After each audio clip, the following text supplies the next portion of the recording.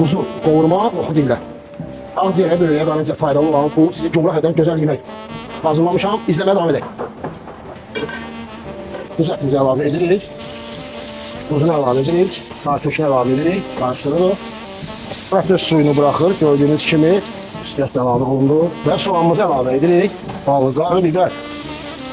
Ağzını örtək. Ətə biraz verək ki, ət orada öz temperaturunda dincəlsin. Pişmiş, qaralmış noxudumuzu əlavə edirik. Və mənim ən sevdiyim sarımsaq. Çeri pomidor. Siz bunu qonluq yağında da pişirə bilərsiniz, kərə yağında da rahat şəkildə pişirə bilərsiniz.